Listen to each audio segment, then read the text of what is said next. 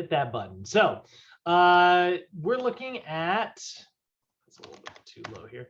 We're looking at PFT 100's third PowerPoint here, talking about resumes. You know, we want you guys to understand like what a resume is and, you know, what its purpose is, the importance of it, and then what its contents and like the length and how you should structure it. And so that's sort of what we're going to practice today. So just by definition, resume is an important part of the job hunting process. It is a formal document used to show your employers a snapshot of your work experience and education, right? So it's not meant to be your life story, you know. You can get some of your life story out during the cover letter. So your cover letter plus your resume, yeah, those things kind of paint a little bit of a picture. Add that to an interview, your employer is going to have a pretty good idea of like who you are, right? But if we're just talking about the resume itself, you know, it is this document that helps your employers, you know, have something to reference during your interview. Like that's one thing you want to remember about your resume when you're building your resume, is that you also want to think of it as like, how can I give somebody the tools they need to ask me questions that I want to answer? You know what I mean? Like I remember like back the very brief period where I was interested in doing like a little bit of acting, you know, learning about like what to put on like an actor's resume. And they're like, yeah, put like a goofy skill because it's a good conversation starter. And you want to like start a conversation. And I was like, all right, like that's kind of a fun thing that you can like include there, right?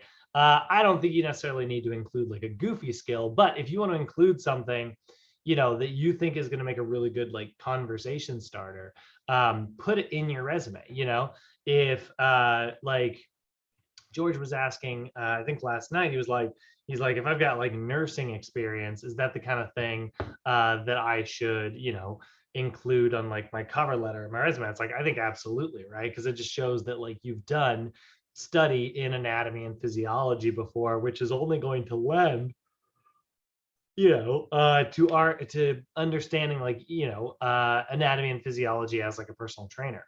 What we use the information for is obviously very different in both scenarios, but it just shows that you have gone through like study, you know what I mean?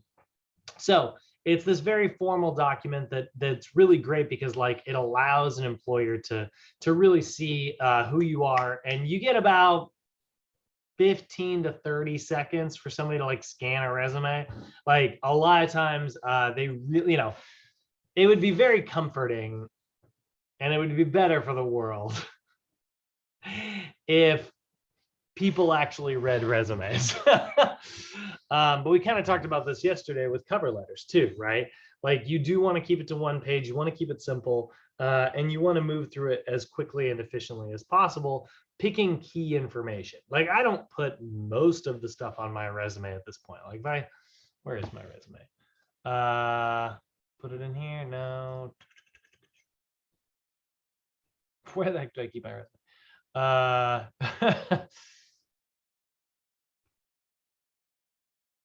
I don't remember where I keep this. Would it be in here? Yes, it would. There we go. So you can see like this is actually, you know, there's a little bit of the education stuff, technical skills, and then like I only put 3 of my jobs, you know. I didn't even put like a major skills section on there, you know. So that's fine, right? But like what I put on there, like what I think like really speaks volumes are like what I've accomplished at the various jobs that I've worked at, you know. And so that's what I sort of focus on my resume, because that's what I want to talk about during my interview. So don't forget, you do want to get as much information on the page as you can, but you also want to choose the type of information that is going to lend itself to, you know, getting the questions that you want asked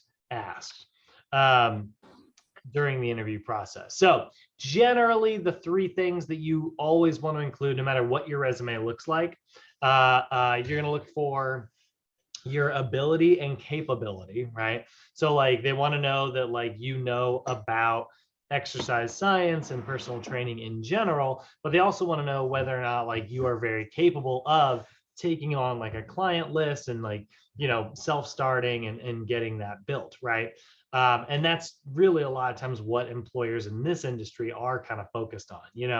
I mentioned when it comes to like working in a big box gym, you do get like a lot of support from like managers in terms of like training you on how to use the computer and how to check in clients and things like that.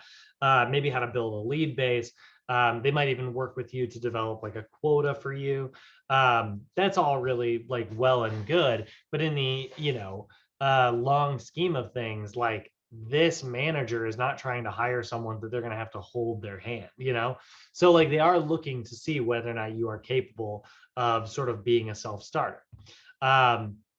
They're looking for experience, and by the way, experience does not have to be just like you working as a personal trainer. If there's anything that you've done that you think is like super relevant, so like for instance, like my resume, I actually include a bit on there about like my public speaking, which has nothing to do with personal training, but it is very much related to being able to like be conversational and like likable and things like that. So put your volunteer work down there, guys. Put work experience, even if it is only just in customer service. You can keep it brief, just include it on there. If you don't have like a lot of stuff to fill up your resume, that can be very helpful. And then you want to put any of your skills down there as well. And skills are like things that you think are going to lend you directly to this job in particular, right? So if we look at the resume template that we're going to be kind of goofing around Good with. morning, Brad. I'm sorry, buddy. Oh, hey, Julio, how you doing? So when you look at the resume Good. template, right? You can see here, this is a very sort of a modern resume, kind of a minimalistic modern resume here. You can see, right, we went with the name Jim Bob here. But if we'll go ahead and replace all this today. And you can see like the experience they've got is like personal trainer, group exercise instructor, and then like skills and abilities, right? Track and field, maybe they were like a sprinter in high school, so they can include that, right? This is like an example of putting something down that somebody will hopefully ask a question about. Gymnastics, right? They've worked with MyFitnessPal and Mind Body Online. Both of those are like MyFitnessPal is an app, so maybe that's just like you working with yourself. And then like Mind Body Online is a POS system. That's actually how you charge your clients and stuff and check in appointments. It's a management software. So that's really the type of skills you want to put down there. So put your skills that are directly related to the fitness industry, but also put things that you think are transferable and helpful. If you're bilingual, for instance, holy crap, put that on your resume. That is awesome. Knowing 2 languages is super, super, super helpful. So that is what we're sort of looking for here. And again, the idea here is that the purpose of a resume, right, is assisting candidates in actually getting the interview, right? So if you think about like, these are all sort of like gate checks in the whole job hunting process, right? Your cover letter is going to get someone to look at your application, which will get them to look at your resume. Your resume will get you the interview. The interview will get you the job. So it's sort of a whole flow in the hunting process here. So we want to make sure that it's very organized. We want to make sure that it's very professional looking. And again, we're trying to highlight your skills, your strengths, any accomplishments that you've had, and then obviously like experience, in my opinion, is sort of what you shift to later on. Like your work-related experience will probably be the biggest part of your resume in the future. Now, because you guys are probably going to be new when you're entering the field, it's probably going to be a very small part of your resume, and you're probably going to put more emphasis on your education, which is, I'm going to show you guys a couple different ways you can put Sochi down on the resume today. So generally, like people who are like new into the field, I always recommend really just focus on like education in particular. And then you do only want to include like relevant information as much as possible. Now, that being said, I do like what we do Sometimes in the resume template, they do it in this one. No, I didn't do it in this one, but sometimes what we can do is if we're building a resume, you can put like relevant work experience or related work experience. And then if you have unrelated work experience, that's okay too. You can still include that. Like if I were to put that here and we'll say this is unrelated, this is a direct personal training job that this resume has had, but maybe like they also worked at, like a coffee shop, right? Coffee Stop USA. I have no idea how to name a coffee shop. Oh, actually, that would have been, whoops, job title goes here. So barista, coffee place. There we go. And maybe you put something like that. That doesn't necessarily have anything to do with personal training, but what it does have to do with, I just realized these are different fonts. That's not good. What it does have to do with is customer service, right? So that's what you're going to emphasize. You're probably not going to include like, hey, my job was to, should have picked something else. I have no idea how we're still working. Cleaning the machines and, knowing recipes and things like that, right? Like that would be good and like, valuable if the job you're applying for also involves like those things, but customer service is universal, right? Like that's something that does very much apply to both sides of this, right? So it can be personal training. So don't be afraid to put unrelated or unrelevant work experience. Just make sure, again, this is kind of an example of like yesterday I said, it's actually very helpful to show a potential employer that's like, look, I get it. I'm new. I'm green to this industry, right? I'm a newborn baby calf in the personal training world. That's fine. I'm ready and willing to learn, So address it head on. Don't try to hide that stuff on your resume. If you don't have like a lot of work experience, fine. Put your unrelated work experience. But at the same time, address it head on. Don't try to pass it off as like, perfect for the industry. Say like, look, I get it. It's unrelated work experience. And even just like putting that like little banner on there, that little section title, if you want to call it that, super, super helpful. And then suddenly an employer is going to look at that and go, oh yeah, like, great. Like clearly they're new. That's fine. They're putting but they're aware of the fact that like, maybe this will help, maybe it won't. What they're looking for is your work ethic. If you're able to hold down a job, like that's one of the key things that they're looking for here, right? Very important that you always make sure the information is true. Always make sure that it is accurate. Is one of the reasons why like they actually have you put like dates on things because it's easy to see like dates kind of trip things up. They also want to see how long you've worked in places legitimately. But if they call one of your references and they're like, hey, how long did so-and-so work, at wherever, and you say that you were there for like 4 years and they're like about 6 months, right? That's they're going to catch you in that. So make sure it's always true. Make sure it's always accurate. Avoid any grammatical or typo errors. Don't misspell anything, and don't don't put like a sentence in there that doesn't make any sense. That can sometimes be the hard stuff. This is one of the reasons why we're going to talk about this later, but you should give your resume to other people for them to read before you start handing it out. That way other people can sort of proofread it and determine whether or not they think it is going to be a good version for you. And yeah, so make sure it's simple. And then one other thing that's also very helpful, make sure that it's quantifiable. And what I mean by that is like, make sure that the information can sort of, be interpreted and almost measured in a way, if the information is slightly measurable, it's easier for people to sort of like attach onto. Like, again, this is one of the reasons why I think trainers tend to emphasize objective information, and we sometimes forget to put an emphasis on subjective information. Objective information is very easy to track and interpret. We can look at a number and it's like, did the number go up? Yes, it did. Okay, that means something. it's just something we can draw a very quick, easy conclusion from.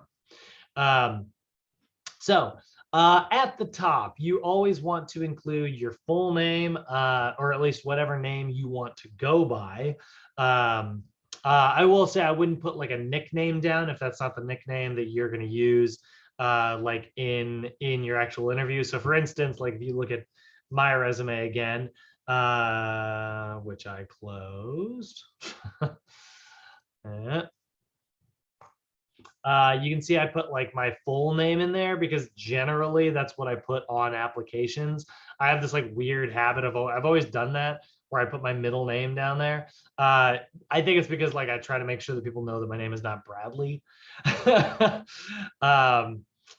is one of the reasons why I always ask you guys like what you want to be called in particular. If you have a nickname that you'd rather me refer to you as, like I always try to like respect those nicknames, because in school growing up I always hated it when teachers would be like Bradley, and I was like, actually it's just Brad. Because my middle name is Lee, which is super weird, but my parents are lazy, couldn't think of a middle name, so they just cut a common name in half. So that's where that came from. So I always put that on my resumes. I also think that's a good conversation starter. I put that in there as kind of a sneaky thing. And I've had people ask me about it before. It makes a fun, endearing story that I can drop in 10 seconds during an interview and use as like an icebreaker. So that's a little bit of a tactical thing there. So if you get something like that, put it on your resume, you know. Now it does say mailing address here. That is very outdated. Nobody puts their mailing address anymore. However, especially in a place like Los Angeles, you do probably want to include what part of town you're in. You can see I actually didn't do that here. But you probably want to just include like the city. So for instance, if we look at our other resume template here, pretty sure we have an example of that on this one. At the top, it does say just Reseda, California, right? Because that's where this person lives.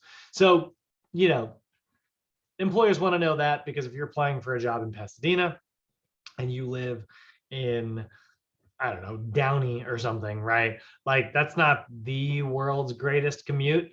So they probably want to be aware of that, you know? So don't put your mailing address, but probably put what suburb or what town you're in specifically. Always put your phone number, absolutely. And then put the URL of a website if you've got it. I don't have a website, but I do have LinkedIn that has more information than my traditional resume. So if you go to like my LinkedIn profile, you can see I've got more information here. This is gonna suck because I'm gonna get a million LinkedIn ads now. But like I have way more information here than I have on my regular resume. So that's another sort of thing that we want to do there. So if you've got social media, like for instance, like this is an ex-student, is a graduate of mine. You know, he's got a little bit of a social media presence where he's actually putting, you know, he's built flyers and you know, put stuff up there and partnerships and things like that. He's got footage of him training. I guess down here, he's also got footage of other stuff. I would still probably include this. None of his pictures are him like, you know, drinking or partying and stuff. So as long as you don't have anything like that, that's great. But you can see there's pictures of him at Sochi doing stuff and videos. Yeah, this is great. You know, I think, yeah, if you want to include something like that, I think that it can be a very wise thing to include in your resume nowadays. Some people look at that, you know. However, if your Instagram is just like you holding your dog, you're like taking your dog for a walk all the time and like you don't have any fitness stuff on there, it's probably not the most relevant information. You don't need to include that, you know. But URLs to social media that are relevant, I think can be very valuable. I don't know if my second. Amber, yeah, there we go. Never mind. Just making sure we're on mute. So yeah, so that's what you want to include in the top section of your resume. So we can see an example here. They got kind of a weird example. This is actually why I modified these PowerPoints slightly. I found this example to just be very goofy looking, but they put like their current address and permanent address. you do not need to do that. But at the top here, you can see this is a student resume. And you can see there's their address. Again, I probably wouldn't include address. I would probably just put the town, phone number, and email. Great. And if they have a social media tag, cool. That can go, where this address line is, right? So like probably like an area of town, put the phone number under that, and then put social media tags and emails on the other side. That would work really well. You can see in our Bob example here, area of town, email, phone number. Very, very, very, very, very simple. So again, we want to get called in for an interview. So it makes sense that we are going to put as much contact info in as many as places as possible. Make sure this matches up directly with what you've got on your cover letter. We want these things to be consistent, right? Next thing you're going to do after you get all the very technical sort of data stuff out of the way, you want to include your career objective. Now, the career objective is an interesting section. This is a section that I skipped for a very long time because I don't know. I always thought of like the resume as being like hyper professional, and it's like, people don't want to hear me write a sentence about why I think I'm the best candidate. I always thought that was kind of weird when I was younger. And when I got into like hiring people later, I was like, actually, the ones with the career objectives are the ones I'm most likely to read because I'm much more interested in someone's story than I am in their statistics in a way, So your career objective section, and you can just call it objective, or you can sometimes, what's the other time people call it? Oh my God, I'm forgetting the term. But just like, sometimes people call it an introduction. That I think is weird, but so it's a very clear, very concise statement providing employers with an immediate sense of who the application is. So for instance, like this is my updated like teacher resume, right? So you can see like what I put here is sort of like describing myself, and it says 8 years experience. It's been a while since I've updated this, but highly creative, strategic professional with 8 years experience across a broad range of industry segments, skilled at analyzing infrastructure and planning needs to develop workplace processes. That is something that I wanted to do more of. I wanted to get a little bit more into like managing and like selecting things and creating like an infrastructure similar to how we sort of like retooled the Sochi curriculum. Adept at managing permanent and volunteer staff with a specialty on ensuring audience education and well-being. So this is where, again, I'm putting more emphasis on my ability to, mobilize like volunteers or employees and get the best out of them, right? So this is clearly like a resume that's a little bit less based around like working in a traditional gym setting and probably more about like as like a gym manager. You think about like what skills you want as like a manager. It's going to be like putting infrastructure and workplace processes, right?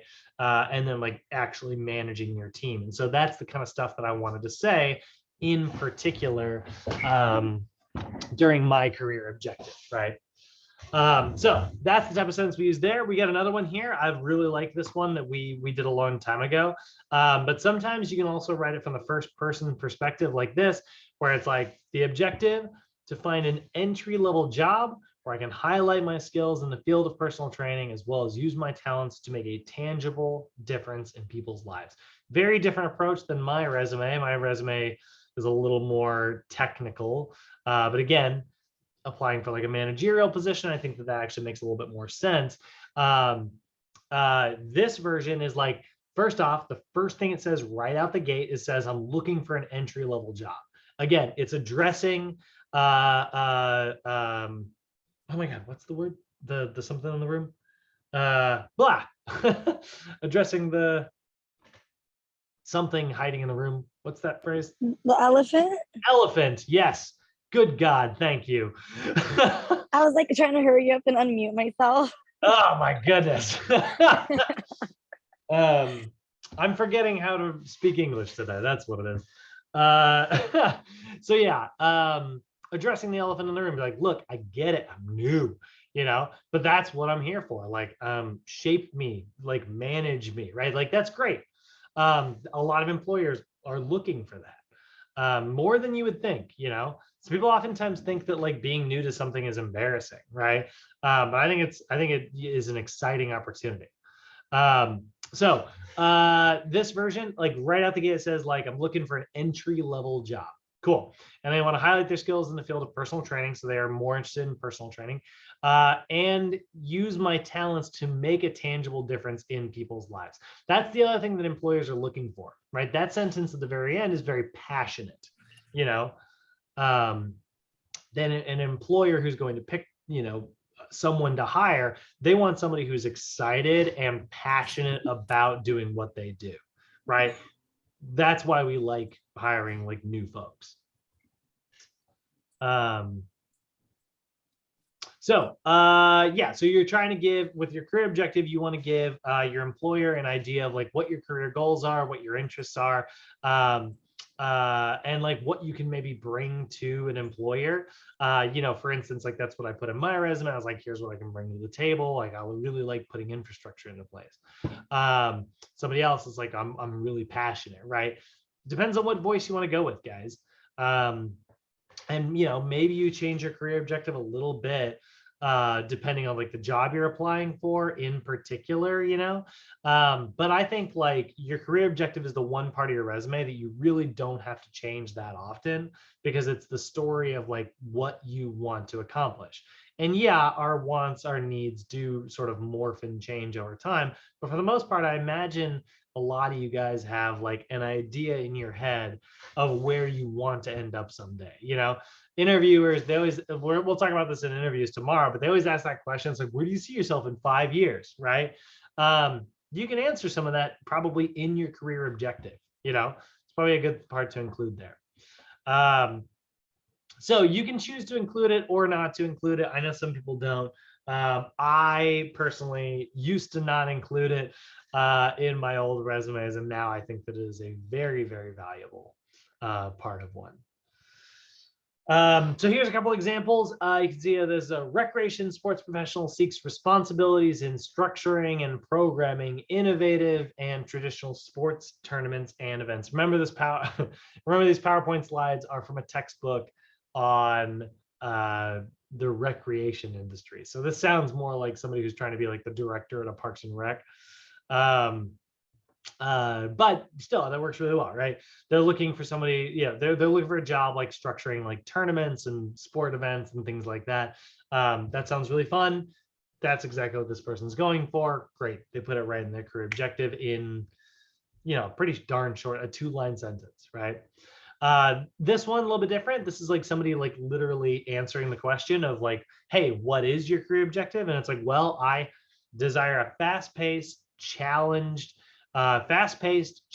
work environment in the tourism industry. We'll say personal training industry, where hard work and creativity are encouraged. Love that, you know. Guys, steal that sentence. You guys got this PowerPoint, you know, snatch it, put it on your resume, change the word tourism to personal trainer. I think that that is an awesome one, right? The idea of like being fast paced, I think is exciting to any employer because they're like, okay, this person knows how to keep up. They like a challenge. I love hiring somebody who likes a challenge. And they're looking to be, you know, they're looking to work hard and be creative, right? That's, you hear that, that's every job application out there. It's like, we're looking for a hardworking creative type, you know? It's like, yeah, we know everybody's looking for a hardworking creative type.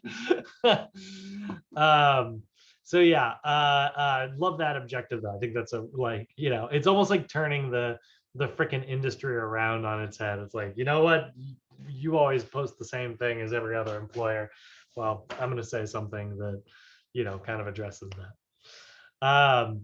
And then I really like this version as well. This one's also talking about entry level. Great thing to put if you're a student who's just getting out into the industry for the first time. But I love their objective. It's 1/2 sentence almost, you know, to obtain an entry-level human resources position. Simple, easy, love it. I'm totally fine with that. Doesn't have to be poetry, you know. It's just a chance for them to, and honestly, like if they're trying to get a sense of who you are, I read that and I'm like, whew, no nonsense. All right, let's see what else we got, you know. I like it.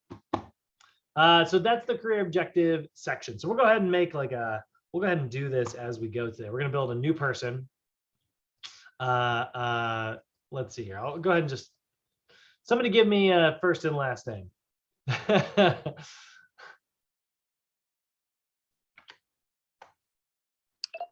Simon Diaz. Oh, Tom Cruise. Tom Cruise. We're gonna Simon, we're gonna end up having one of these. That actually is not a bad idea, because I could knock one of you guys out in the middle of class, but these are not always my best work when I do this on the fly. So because I'm doing this one very quickly. But yeah, let's go with Tom Cruise here. All right, Tom Cruise, we'll go ahead and put him in North Hollywood because that's where Sochi is nowadays. North Hollywood, California. And then it's tcruiser with a Z at gmail.com. And he's got the same number as Jim Bob. So there we go, right? So again, this says to find an entry-level job where I can highlight my skills in the field of personal training, as well as use my talents to make it tangible. Love that sentence. I think that's great. But you know what I'm going to do is I'm literally just going to steal this one. I like this. I like this desire, a fast-paced, challenging work environment. So we'll say, I'm going to say to find an entry-level job, though, because I really do like that beginning sentence there. In a fast-paced, challenging work environment where I can highlight my skills as a personal trainer, where hard work and creativity are encouraged.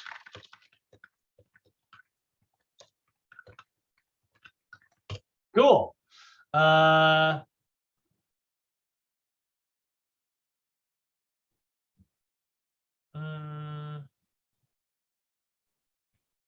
messed up that sentence somehow. In the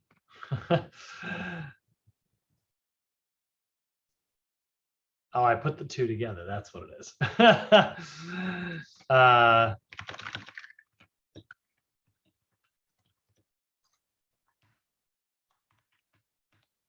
That's in the personal training industry. Yeah, there we go. So literally just snatch that one right out of our PowerPoint there, which I haven't done yet. So figure we would include that version. Going back to that, let's see here. Education. We'll get into that in just a little bit. So that's the top of our resume, right? Now, the next section, if you go to my personal resume, you'll notice like the next thing I go into after, oh, and by the way, I did something kind of interesting here, where I put like the job title that I was particularly aiming for rather than putting career objective down. Because like this is sort of a description of like, you know, how I want to be seen and what I want to be hired for. Now, the next thing I go into is professional experience. Now, my education's down here. Very small section at the bottom. I put that at the bottom because I think that my education is less relevant than my experience at this point. You know, I've learned more by doing than I had by learning at this point in my career. You know, but when you guys are first starting out, chances are you're going to go with a more education-based resume. Again, that's showing like, hey, look, new to the industry. Here's all the stuff that I learned though, and I'm ready to use it. You know, so education is going to come next for most of you guys. If you don't want to do that, if you already have some experience, sure, we can put experience next. That is all up to you guys. But let's talk about what to put in the education section, no matter where it ends up on your resume. So this is a very big part of a good resume. You're going to put the name of the school. You're going to put the course or a workshop that you've taken. You're going to include the name, and then you want to put them in like reverse chronological order, and make sure that you are writing the name completely out. I have had resumes come across my desk, which is like where they went to like U of O, you know, and I'm like, you know, as an Oregonian, I assume U of O is the University of Oregon, but I think that the University of Ohio also uses the same nickname sometimes. where did you go? You know, and then like I gotta like kind of look through that's very ambiguous and confusing. And now suddenly I'm thinking about that rather than thinking about you. And it's like, yeah, it's interesting that they both have, you know, and then also my brain's somewhere else. I'm not in hiring mode anymore. And chances are like I'm not paying attention to your resume. So you want to list everything out completely, put the name, talk about like the type of degree that you received, or if you're at Sochi, for instance, like talk about like the program you're in. This is the personal fitness training program. What your field of study is, and you want to put like some of your most essential classes. If you've got like a very high GPA, you can include that in there. I think that can be a very valuable, relevant thing to put. This is saying greater than 3.25. Me personally, I think you should keep it 3.5 or higher if you're going to include it on there, but that's just an opinion. You know, but you can see here, this is a very sort of bare bones version. They went to ABC University in Anytown, USA. Bachelor of Science in Recreation. They put their GPA, and then they just put a very brief description of like what they study. It's like the course emphasis on tourism management. All right, cool. You can see here this version as well, University of Tennessee at Chattanooga, Bachelor of Science in Human Resources. This is what this person's applying for. I love this, by the way. It says expected grad date is May 2007. That's pretty smart because that is actually going to sort of highlight the fact that it's like, look, I haven't even graduated yet. I'm just trying to hunt for a job now, you know? That works great. I love that. I think that that's super effective, right? And then GPA is listed as like 3.1, a little low for me to include personally, but still looks really clean. And she did a bullet point approach here, right? So we went with like bold. We did this in italics. So we're going to put locations in bold and titles in italics, and then some information about like what you studied. So we've got a slightly different look here. You can see we put location in bold, and then like location of the location, and then what we studied underneath. And in this version, it's like all sort of like uppercase. It was sort of the font that like Microsoft Word had sort of by default here. But yeah, went to Southern California Health Institute in North Hollywood, California, and studied PFT, personal fitness training. Had a 3.5 GPA.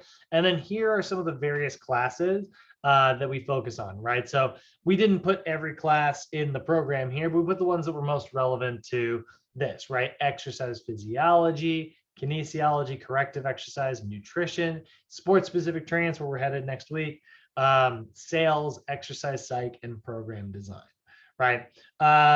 Could we have done like a bullet point version of this? Yeah, absolutely. We could have easily sort of taken this approach here and, you know, put this kind of thing. So like maybe instead it's like exercise physiology. So for instance, like anatomy and or exercise science is maybe how we could phrase this. Right, so that's going to be anatomy and physiology, kinesiology, let's see here, and honestly like nutrition, right? And then we could say like program design and implementation, and so we'd say like fitness assessments,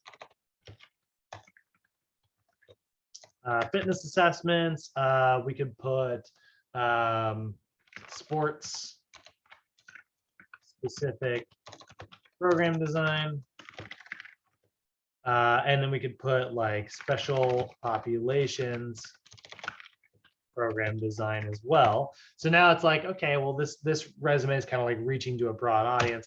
And then lastly, we could put like corrective exercise. So again, we could say advanced fitness assessments,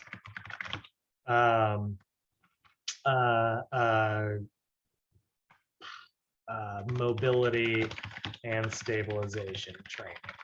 right? So now, like, those are some of the classes or some of the things that we learn in some of our classes, right? So like anatomy and physiology is sort of what we started, is what we start like mod 1 with.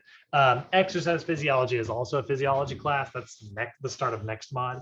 Kinesiology, nutrition, all of those are very much along the more like sciencey side of things.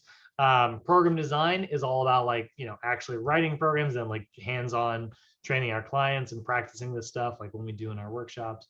And then corrective exercise is all about like looking at mobility and stabilization training, you know, what exercises are going to have the most benefit and carry over for our clients and stuff.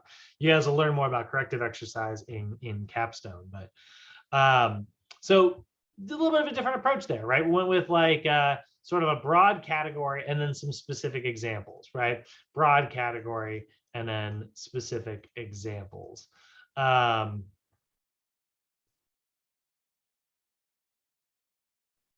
I see how that works. Yeah, I guess that's grammatically more correct.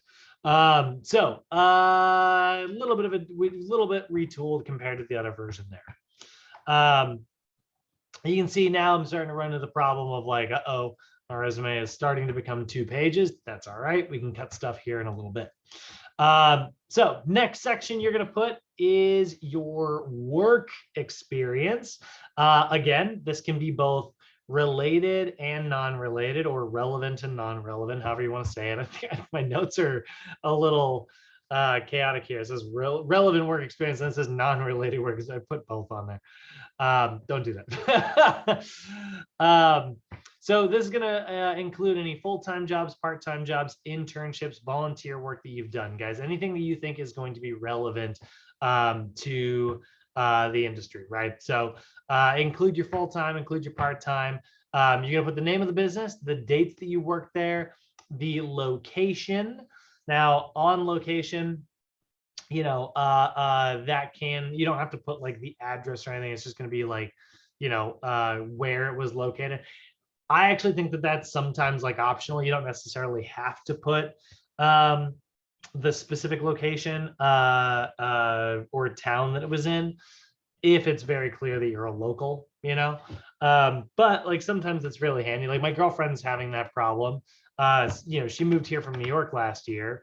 And so like all of her resume stuff like says New York. So she's slowly trying to get as many jobs as possible to like replace that with, you know, Los Angeles as a location. And you know, I told her, I was like, you just got to tick that stuff off there. You know, like just get your location out of there, you know, put the dates that you work there, but don't include the town. And then it just looks at like anywhere. But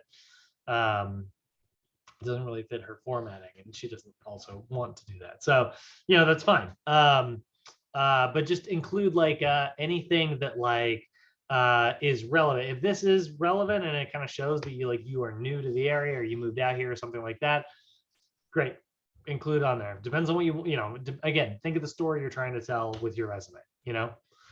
And then include any of the responsibilities and duties of that job. You're trying to use action verbs here when you're doing that. What I mean by action verbs is I'm talking about like words that are describing specifically what your roles were. So again, like if you use the word like challenging customer, you know, service, right? And it's like maybe you were like dealing with like the hot-headed customers. Maybe you worked in an area that was like kind of high stress, you know. Cool. Okay, great. We want to know, that tells me that you can diffuse a situation if a crazy person walks in the door, you know, and that happens in gyms, you know. So use action verbs to describe things, verbs that are actually like saying like, I did this. That's how you want to phrase it. And this can be in paragraph form or bullet point form. You take a look at my resume. You can see I went with like bullet points, but it could also just be like sometimes people, I thought I know I have an example somewhere.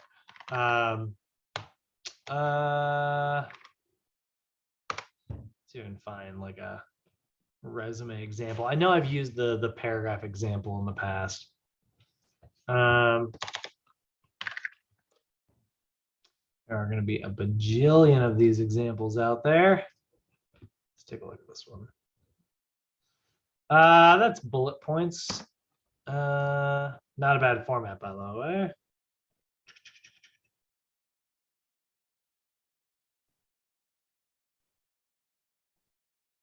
Another template. Is that literally the same template? Ah, no, here we go. All the various different templates that I've put out there. Well, anyway, you can choose to do it in paragraph form. Paragraph form, oftentimes, in fact, we'll just do that as our example today in this version, is going to be just like what specific jobs you had. So let's go ahead and put, we've got related work experience. And then this is for a personal trainer at, let's say we were working at 24-hour fitness, right? So just so you guys can see like what it'll look like when you do have something under your belt. Now, writing this stuff can be kind of hard sometimes. I often get writer's block whenever I'm trying to figure out what to say. So one of the ways that I like to do that and fix that, I will literally go to Indeed.com and look for personal trainer and then select one. They're hiring for a personal trainer in Equinox Studio City. Where is there an Equinox in Studio City?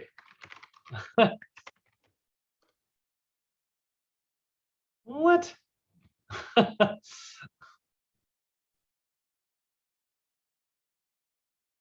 Next to the Petco? Since when? April 13th, 2022, coming along. So they're not even open yet.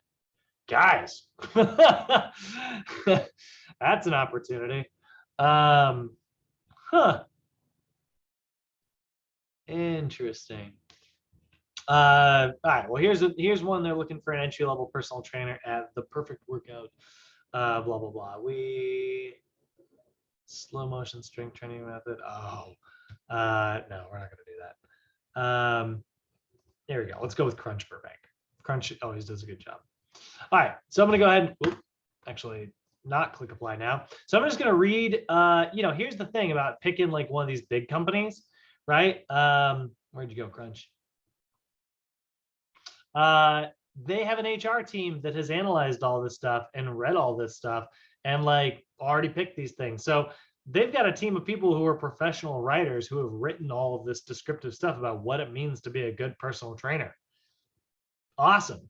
I'm gonna steal it. So let's see here. Particularly the responsibilities section is usually where you're going to get a lot of really good nuggets of information. So focus on challenging lives through the utilization of service, science, and sales. I don't know if I'd steal that one. That's not very good. Follow proper execution of all payment transactions. Like, yeah, I mean, obviously that is a job. Document daily workouts for liability. Actually, those responsibilities are not really all that great. Crunch, you're letting me down. Yeah, never mind. I don't love that one. Let's pick somebody else. Let's see what you got, Equinox. Code. Responsibilities. There we go. Establish and maintain a personal training client base by administering, that's not the word I read, fitness evaluations. They call them Equifits, which is their assessment process, orientations, stretching, or one-on-one session with members. I think that's a pretty good sentence. You know what I'm gonna do? I'm gonna go over there, I'm gonna copy it. I'm gonna go here, and then I'm just gonna modify it slightly. I'm gonna go over to Bob, and we'll go ahead and put this down here. So, establish and maintain a personal training. So I would say established, because we want to describe what we have done, and maintained a client base. I'm going to go ahead and remove the personal training bit, by administering fitness assessments, orientations, and one-on-one training sessions. We can just leave it at that. There we go. Right, there's a very easy sort of bullet point there. Understanding industry, trends. Yeah, nah. So I don't know. We got one from there. Let's go to a different one. So this is one of the ways that I really like to like find this information. Obviously, I don't have to do this, by the way. If you guys are just better writers than I am and more creative than I, great, write your description. Like what did you do while you're at the job? If I had to describe like what I've done, I'm gonna go ahead and delete some of these because I've written this before. But if I had to describe like what I used to do when I was at like LA Fitness, right? I had to maintain positive customer service through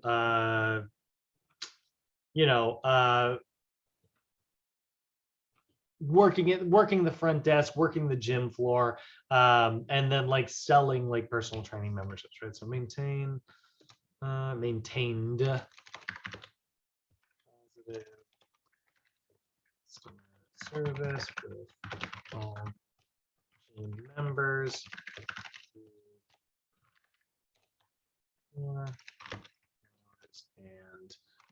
complementary assessments.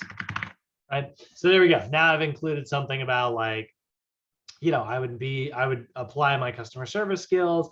I always worked my floor hours and like did sales, and I complimented things. Now, one last thing that if you are going to work as a personal trainer in a traditional gym, especially at some place like 24, you probably want to include something about your sales in there, right?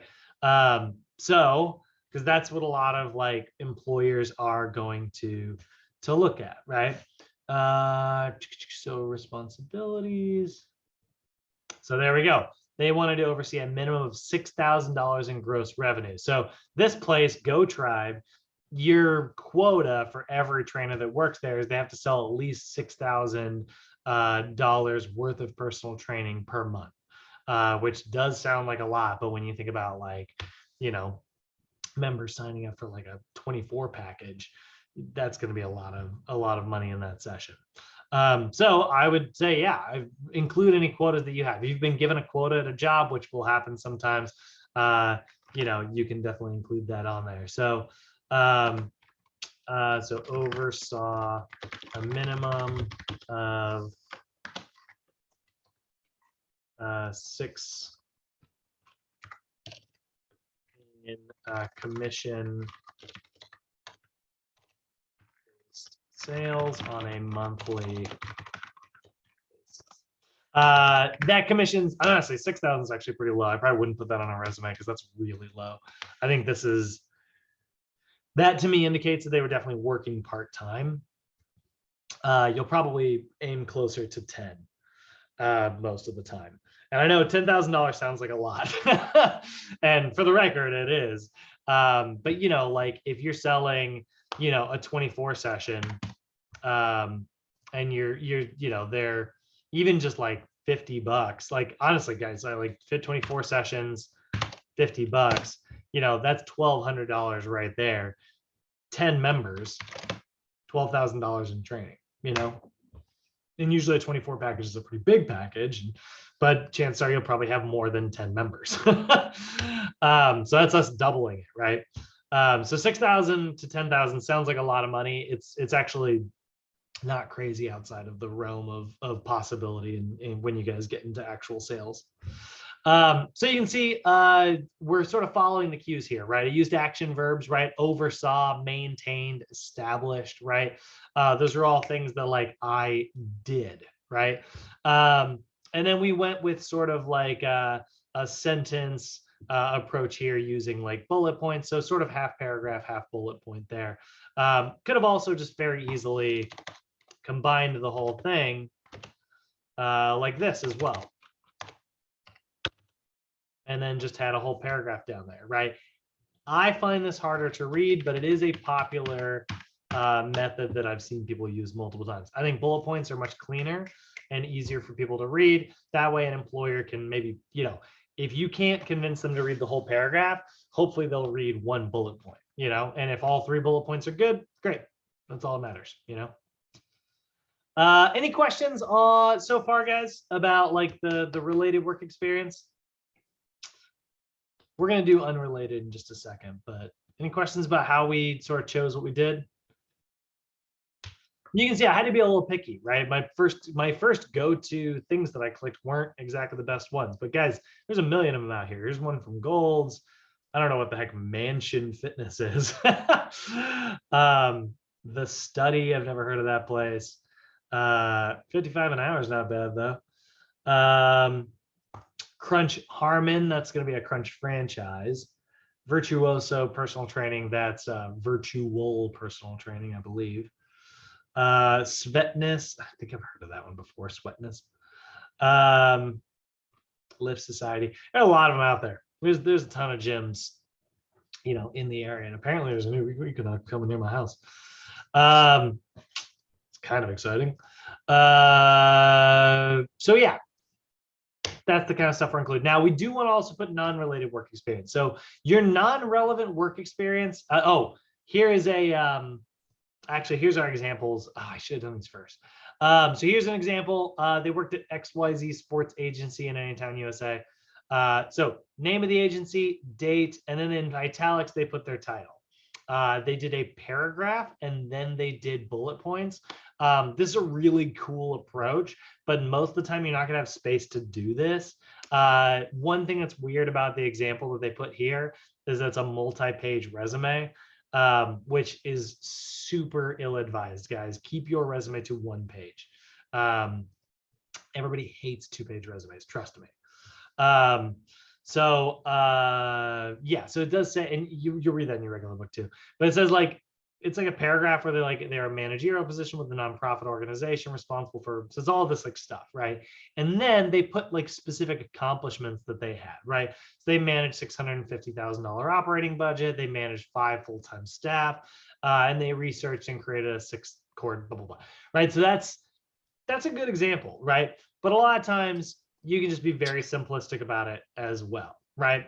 Train new employees. I would say trained instead of train. Participated instead of participate. In interviewing, oversaw inventory, opened and closed the store, right? So I was a salesperson at Abercrombie & Fitch. Does that have anything to do with like HR? No. Which is why they put it under other experience. That's the word I was looking for earlier. And then relevant experience is like, yeah, they did do a little bit of interning in human resources, and they assisted with updating personnel files, they screened job applicants, and they observed the human resource manager. So they just sat there and watched, which is kind of like school, you know? So they learned something while they were there. Doesn't always have to be like, I was the hero who saved the day at my job, you know, when everybody called in sick and I manned the store. You don't have to have anything like that. This person's just saying like, hey, I got to see, you know, a real human resources person in action and sort of like learn more about that process. That's a skill. You know, I value something seeing like that over somebody who just spent their time only in a classroom, you know? So your non-related work experience is very valuable. It's used to highlight like your work ethic. It may not be directly related to like the industry you're working in. Doesn't have, you guys don't have to put only like personal training jobs you've had. I still to this day, depending on like where I'm applying, you can see I put like program director, head trainer. So those are both managerial things.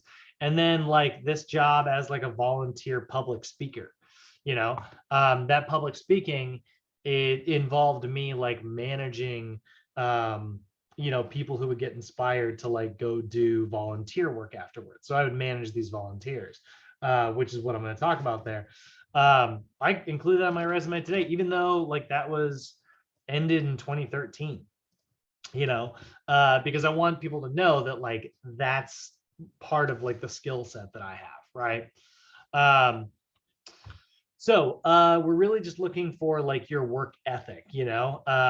If part of your job was to like turn all the lights off at night, that's probably, you know, like that's a pretty small thing. I wouldn't necessarily include that. But if your job was like in dealing with like angry customers, I think that's a skill that everybody wants to know about, you know.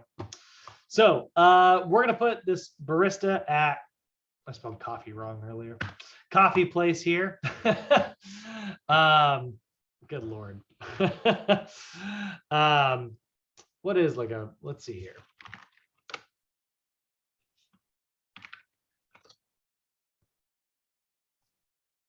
let's find like a little bit of coffee, something here. Benefits, parking, yeah, is Starbucks. Responsibilities, there we go.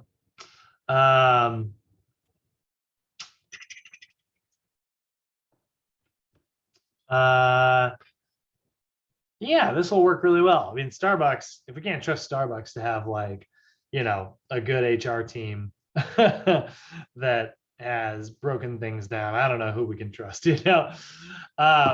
So we're gonna go ahead and steal some of these little nuggets here that we think are gonna be most relevant, again, to personal trainers, right? So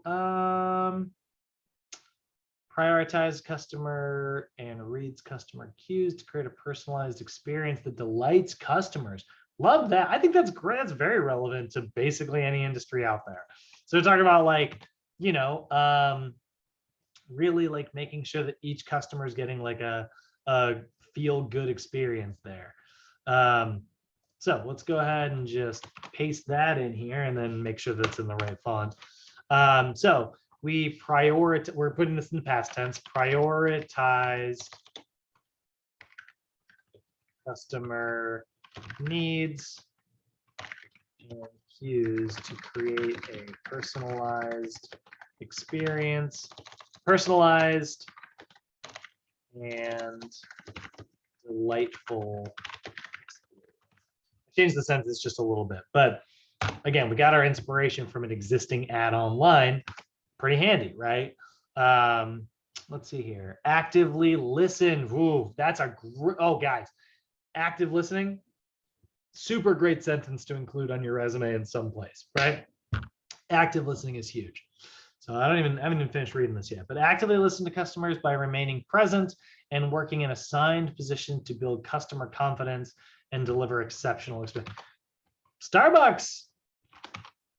I mean, I don't love their coffee, but man, they're corporate, like they know how, like whoever wrote this, like they know what they're doing. These are some good sentences here.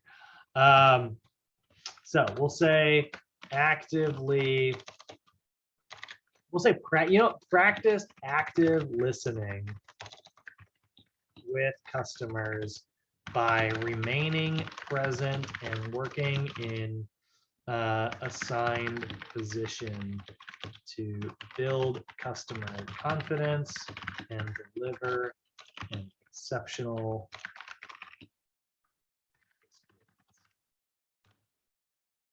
So again, if this does not seem like the most relevant of information, I mean, don't you want like a personal training client to have an exceptional experience? Do you want a personal training client to feel like they were actively listened to? At first glance, a job as a barista might not seem directly related to personal training. But there are just certain things amongst all jobs that are directly translatable, that's what we want to include here. And I'm going to go ahead and just remove the third one.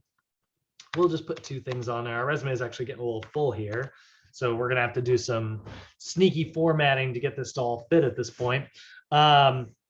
Which I think this stuff is like 12-point font anyway, so I need to make that 11. But this is all starting to sort of come along there. So that's our related and non-related or unrelated. We can put non work experience. Very good approach there. Any questions on that, guys? That's like I said, this is probably what you're gonna start off with in the beginning. No? No, thank you. Oh. All righty.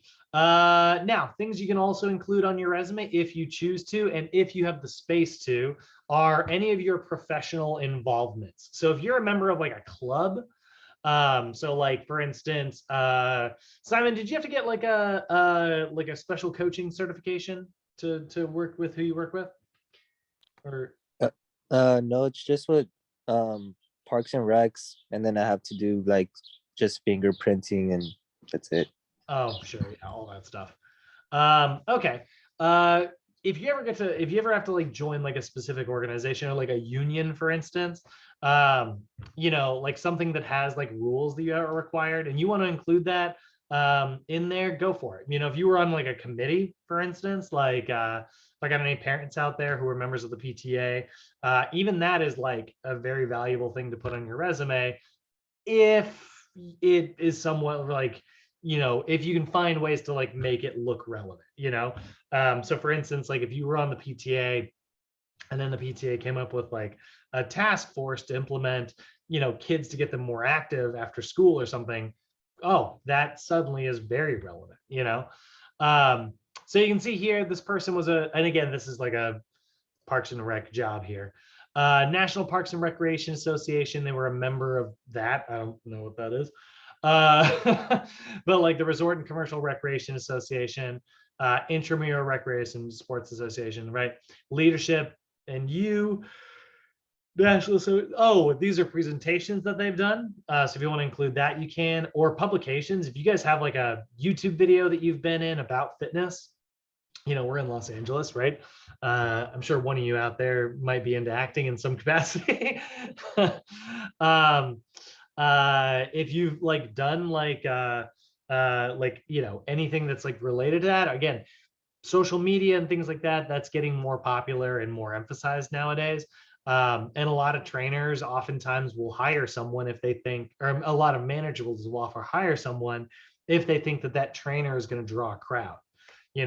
I got hired because, and I kept trying to make it very clear that I was not on the freaking show.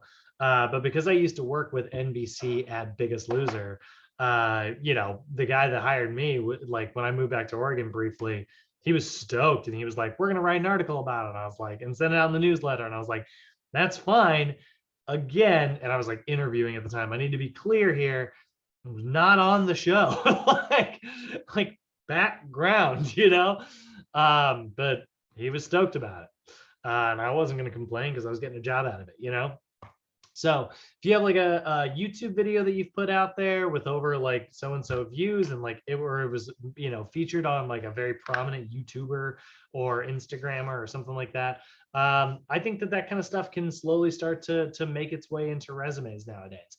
I put it in a very small section down here at the bottom, under like, memberships or certifications even, or just like presentations. You can make a section that says presentations. That's where you're going to want to put that rather than like work experience. But that's sort of our example there. If you received any or honors or awards, same thing. That's kind of a separate like section that you can include.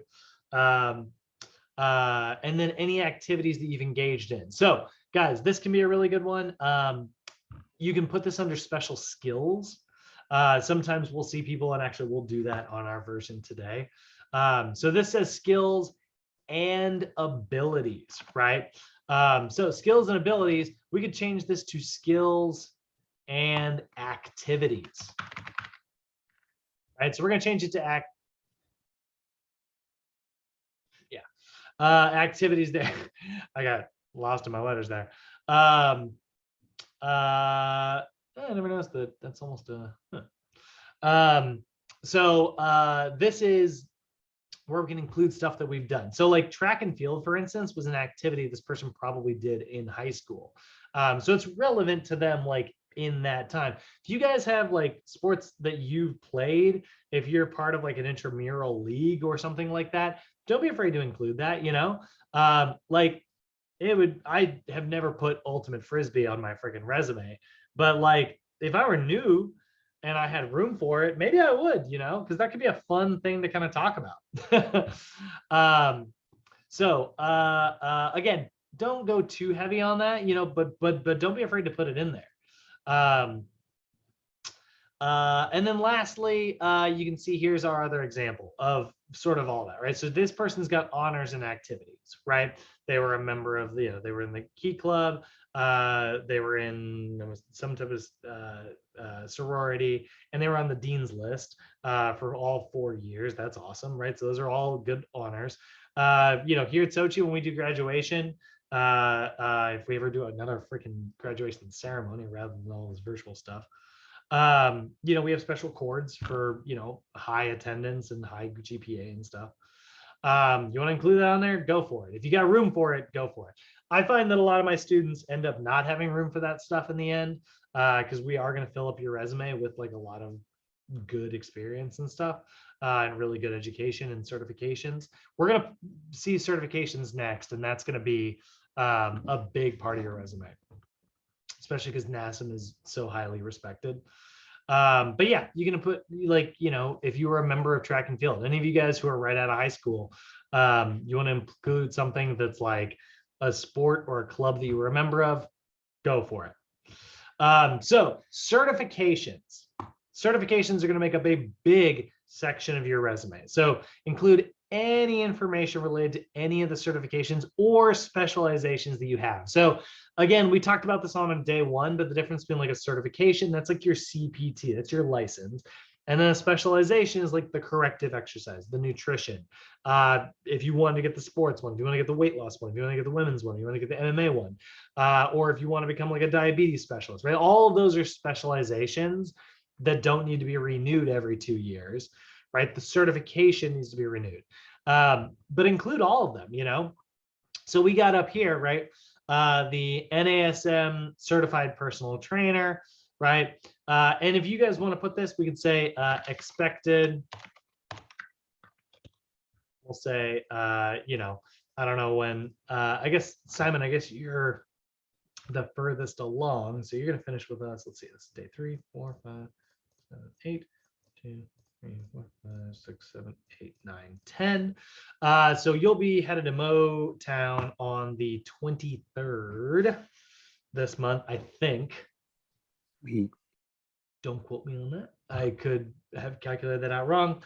But then 6 weeks from there. So let's see, 1, 2, 3, 4, 5, 6. So you're graduating somewhere around August 4th.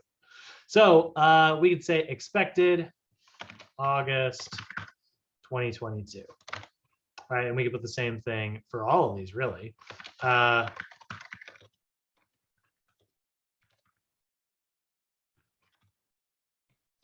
maybe you've already got a CPR certification. So we'll say we got this. You can put when you got it, or you can put expires. That's a different approach that some people sometimes put. We'll say May 2023, you know. And that's through this person's American, maybe it was not through American Heart Association, maybe it was through American Red Cross. And, you know, rather than getting basic CPR, which is what American Heart Association calls it, maybe you got what's called Heart Saver.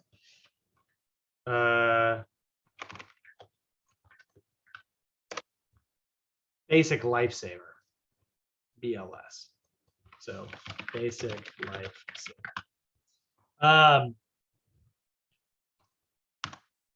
Now, we are sort of running into problems with our sizes here. So I'm just going to really quickly do, you know, no, we'll do formatting at the end. So there we go. Right now we've got all 3 of our main certifications that you guys are getting here at Sochi listed, right?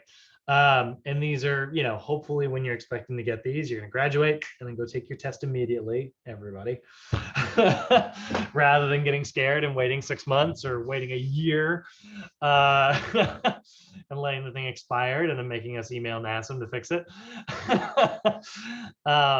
Nobody ever does that. But yeah, so those are the things you're going to sort of include. So again, the story we're telling with Tom Cruise's resume here is that he is sort of focused particularly on corrective exercise. So we definitely wanted to include that corrective exercise specialist certification there. I will say I might put these in italics. I think that might look a little nicer because those are titles. Ah.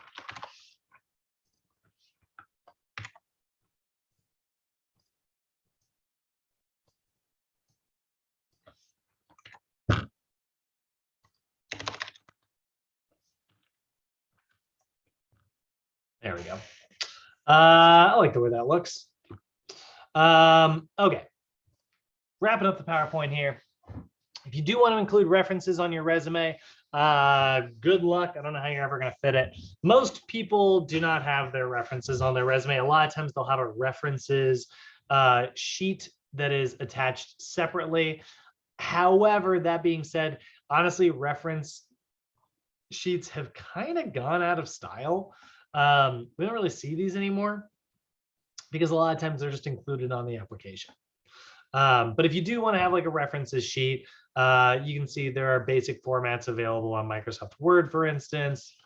If I type in reference, I guess it would be in here. So here's a really, really, really basic format. I wouldn't do all this color. I'd probably just make that all black. But it literally, you'd put in your name, your street address, not your address, but like the area of town, phone number, email, URL if you've got one, and then it's references, right? So put your first reference's name, right? Their title,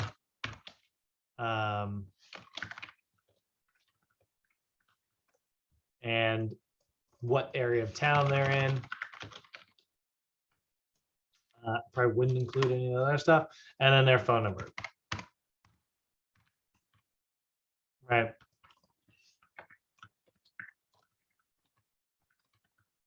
And then relationship is like, friend and employer. And then probably include where that was.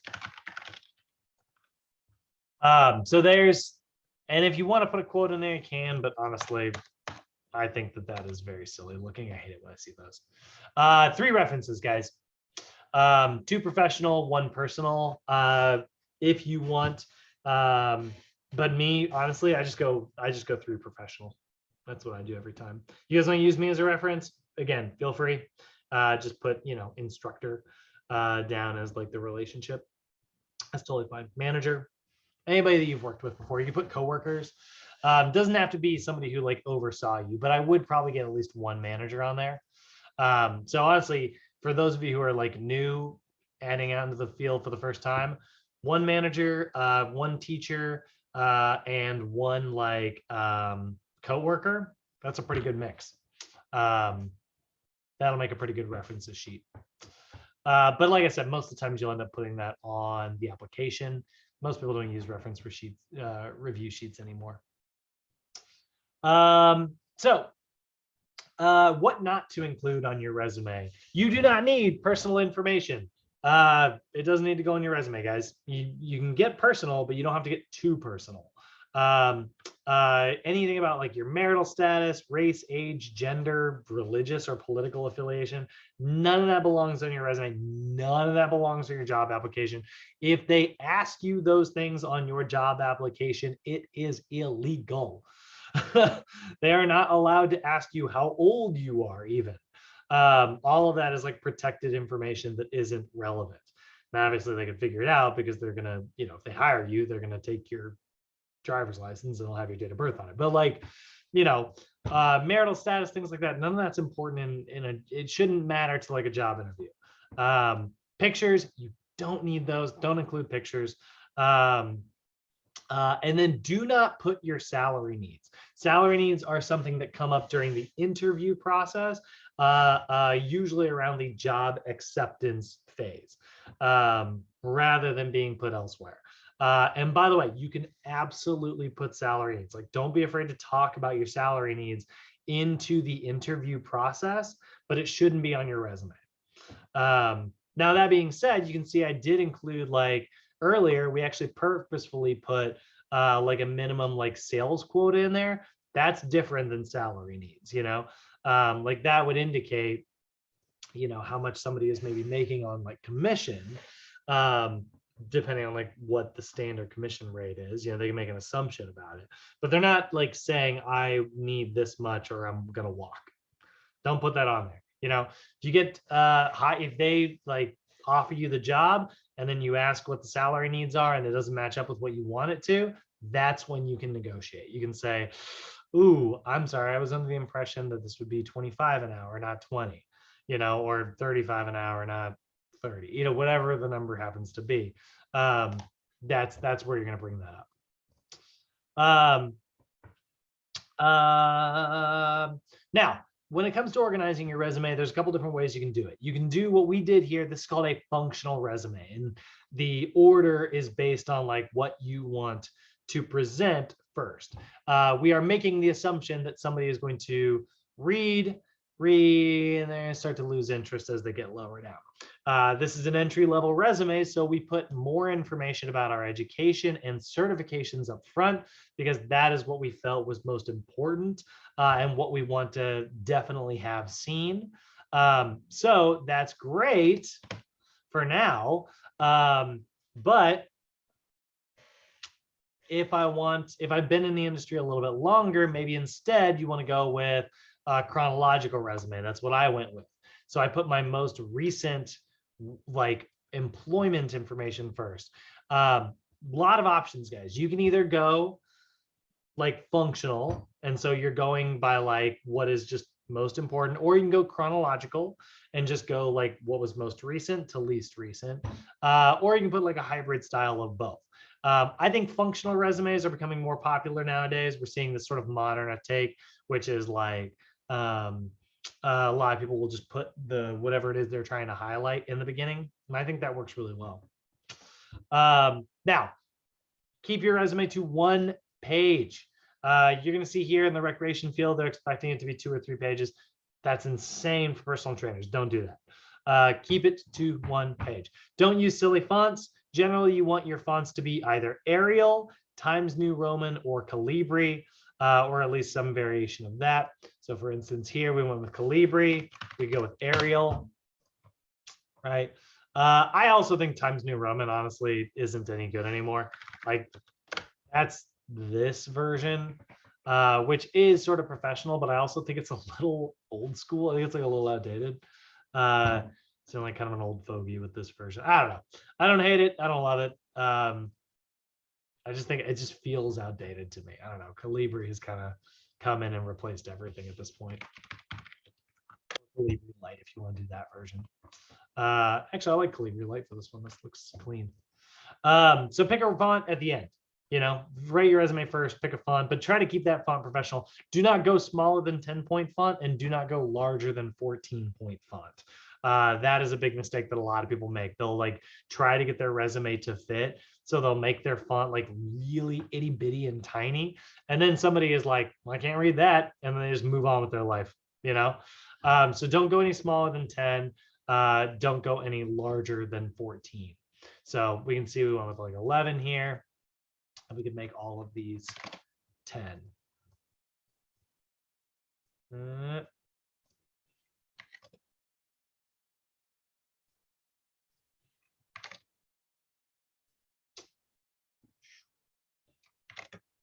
So we're just doing a little bit of formatting here at the end to make it look nice and clean. There we go, pretty clean looking. Whoops. You can use bold, by the way. You can use italics, just don't use both at the same time. I wouldn't use underline. I think underlining makes it look just really clunky. And then you can use all capitals as well. So going into your resume and like using capitals, you can see we use capitals for titles, right? Except at the top, which is just like our name. Obviously, we wanted that one to be there, but everything else was like standard writing. So again, title, right? Title, things like that. I will say this is getting a little like, we got kind of 2 different things going on here. Like this is all caps, this is all caps. And then like, this is kind of not. So I don't know, I might go in here and go to the font and change it to like all caps and see how that looks. And this is just stuff you have to play around with, guys. A lot of resume formatting is, you know, it's taking the time to be like, how does that look? Is that clean? Is that easy to read? Do I have enough room to make some space there? Is that better? Is that worse? You know, it's all up to you. Depends on how you want to do it, right? I will say we've got dates down here and up here we went with like where it was located. Maybe where it's located is not really all that relevant. So instead we go ahead and delete that and we go and put this up here. Keep this as bold.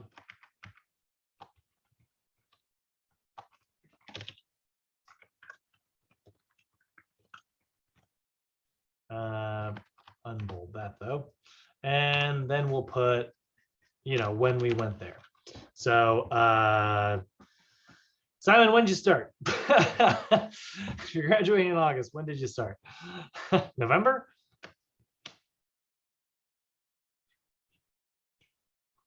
Yeah, maybe. We'll say November.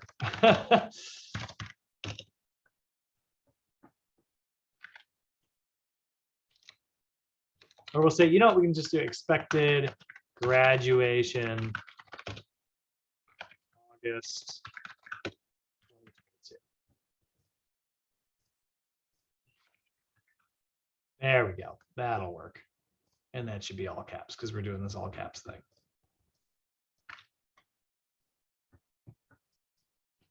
And then I'm going to put the GPA down here as a bullet point, actually.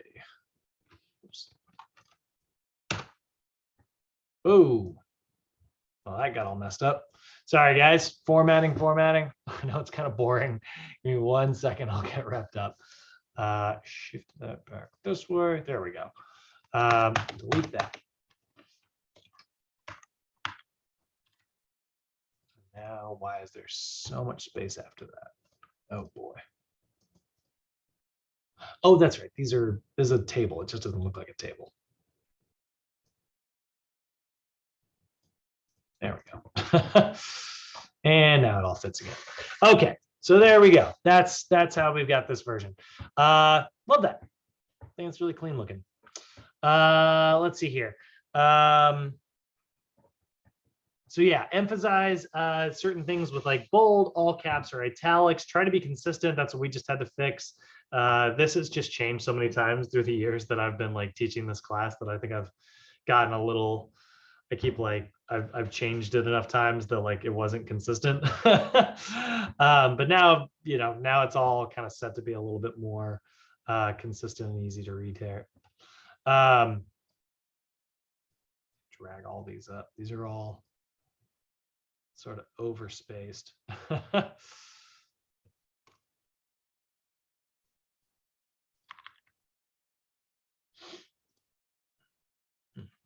We'll deal with that in a minute. Let's see here. Yeah, we already talked about that. Oh, avoid any abbreviations. That's going to be a big one. Again, put National Academy of Sports Medicine. Don't put NASM. Everybody knows who NASM is, you know. But I would argue that you need to. I mean, here's the way I did it very simply, right? I put National Academy of Sports Medicine, and then I just put all the certifications that I have. Certified personal trainer, corrective exercise, fitness, nutrition, performance enhancement. That's the new one, right? So, you know, depending on like how you want to do it, put National Academy, and then don't use ampersands. Don't put the and symbol, guys. Write the word and. And then, like we said, use proper grammar and stuff. When you print your resume, make sure it's on white, you know, not some colored like beige or teal or, you know, some sparkly color.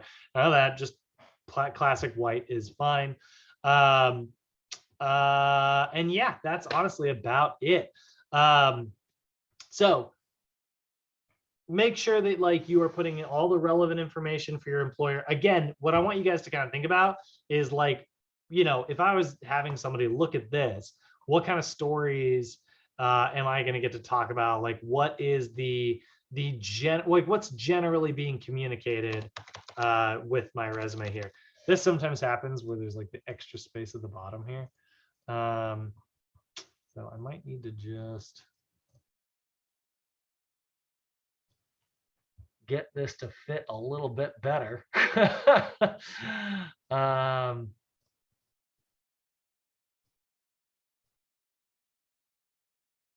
This whole thing is a table, by the way, for those of you who can't tell. I'm